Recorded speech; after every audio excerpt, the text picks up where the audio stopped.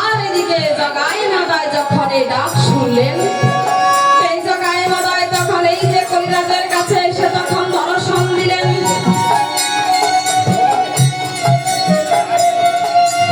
আর কলিরাজের কাছে এসে তখন তারা দর্শন দিলেন।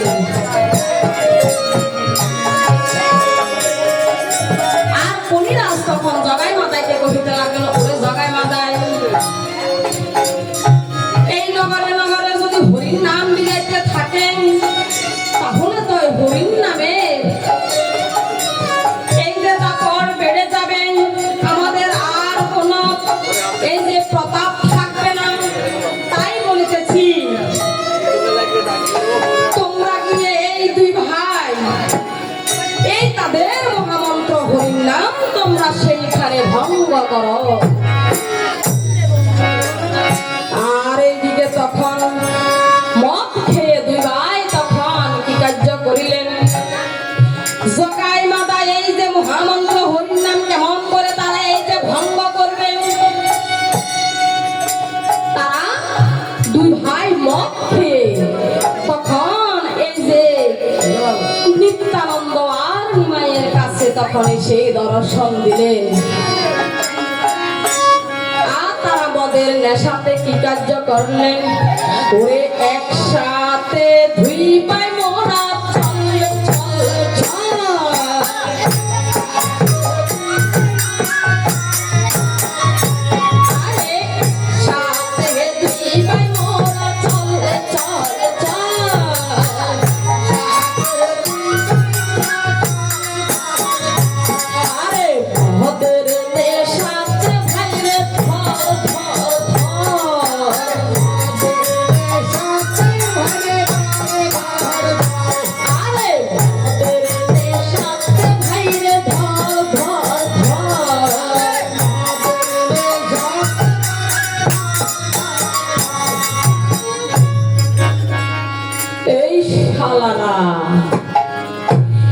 এই নগরে এসে তোমরা কেন এই হরির নাম দিতেছ?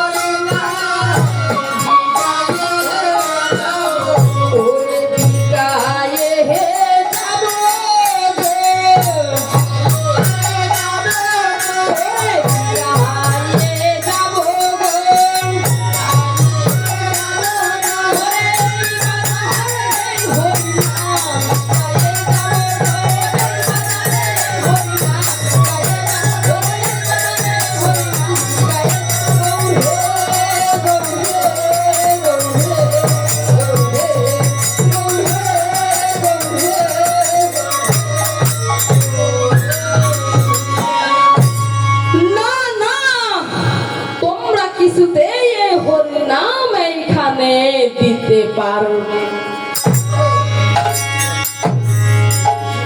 আর এইদিকে মদের বোতল দিয়ে নিতাইয়ের মাথা ফাটিয়ে দিলে, তারপরেও নিত্যানন্দ প্রেমের প্রসরাজে তার মাথায় দিল। এই মার খেয়েও সেই তখন এই যে হরির নাম বিলাইতে লাগলেন।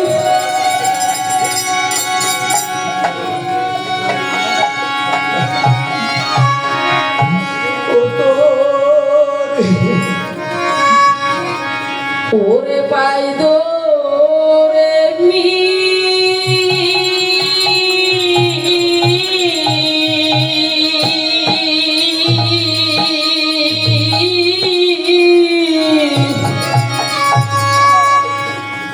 নতি করি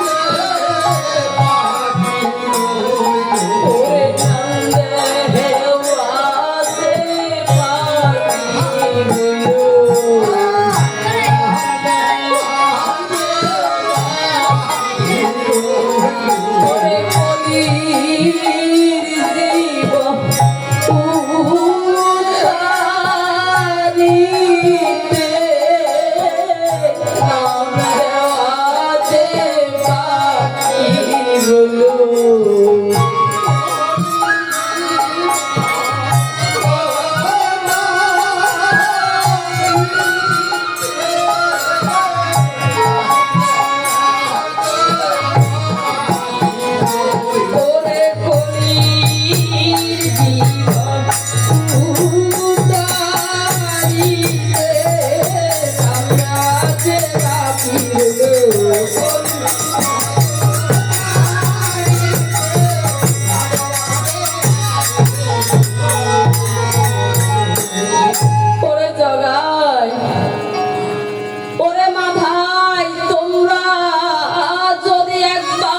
হরির নাম নাও তাহলে তোমাদের দেহে আর কোনো পাপ থাকবে না। ওরে নিতাই, আমরা কেমন করে এই হরির নাম নেব? আমরা তো জীবনভর কখনো হরির নাম নেই নাই। ওরে মাথায়, ওরে জগাই, আমাদের সাথে সাথে একবার হরির নাম বলো।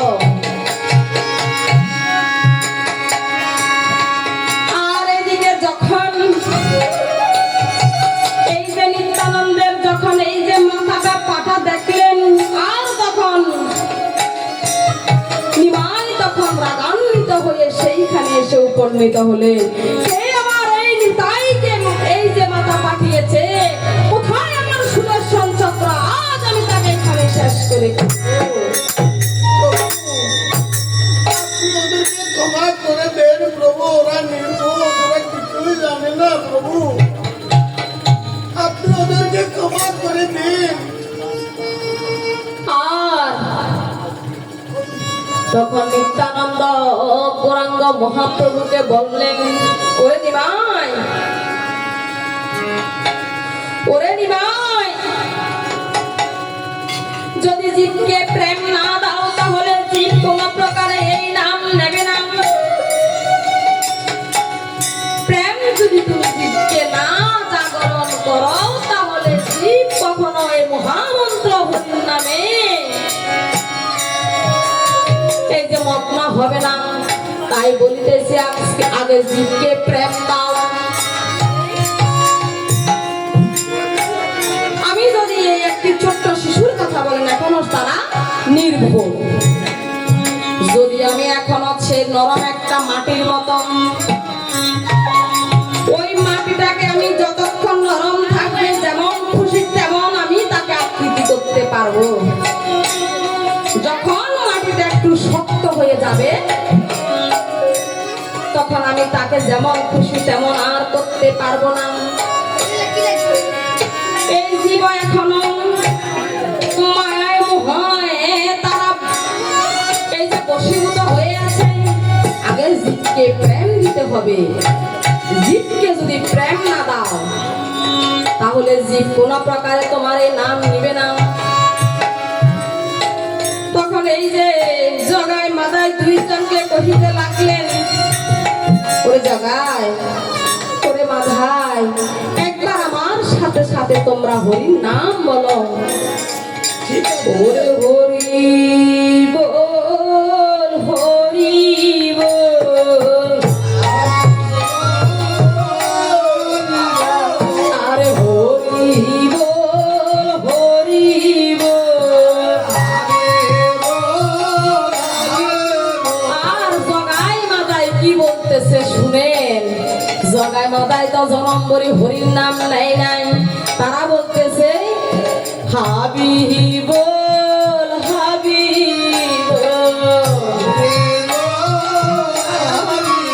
ওরে হাবি বল, হাবি বল।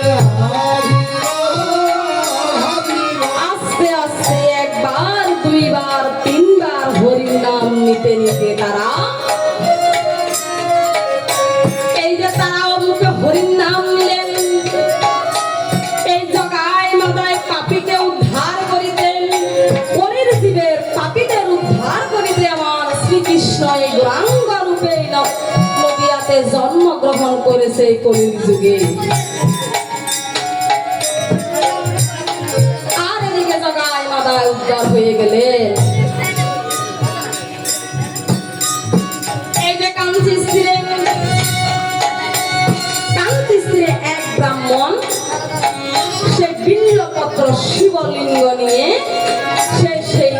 পূজা অর্চনা করতেছে।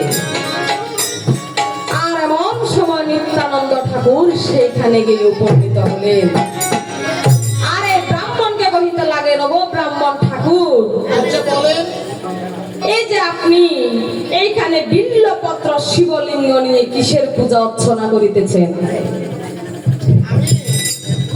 বিল্লপত্র আমি শিবলিঙ্গ নিয়ে আমি মহাদেবের আমি পূজা অর্চনা করিতেছি। আপনি মহাদেবের পূজা অর্চনা করিতেছেন? হ্যাঁ হ্যাঁ। আরে শাস্ত্রে লেখা আছে যে জন শিব দুর্গা কালী বজে তার গতি হয় স্বর্গে। আরে শুনেন, আপনাকে আমি বলি, এই যে আমি মহাদেবকে কেন পূজা অর্চনা করিতেছি, আমার এই মনের কথা আমি নিত্যানন্দ গোসাই তোমাকে বলছি।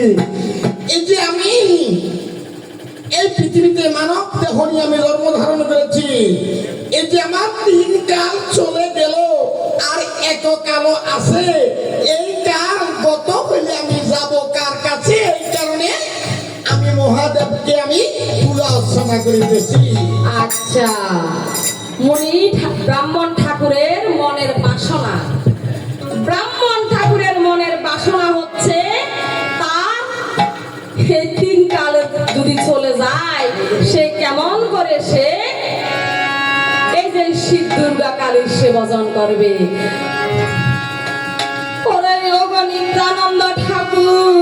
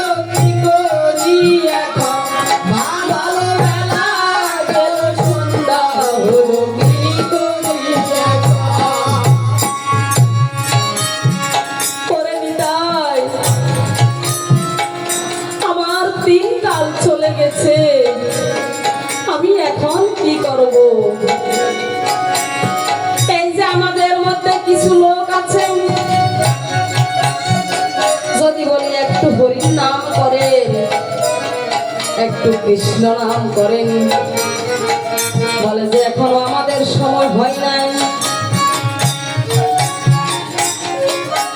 এই যে রথ থাকতে পথের সম্বল জোগাড় করা, রথ পুরাইয়া গেলে পথের সম্বল কখনো জোগাড় করা যাবে না। এই রথ থাকতে পথের সম্বল হলো আমার প্রাণ গোবিন্দের চরণ শরণাপন্ন হওয়া। যদি কাউকে একাদশী থাকতে বলা হয়, বলে আমাদের এখনো সময় হয় নাই। আরে কখন সময় হবে? যদি শক্তি জীবন থেকে চলে যায়, শক্তি গেলে তো আর একাদশীও থাকা যাবে না, ভগবানকেও ডাকা যাবে না। এই জন্য যতক্ষণ এই যে সময় আছে, সময় থাকতে সাধন করো, সময়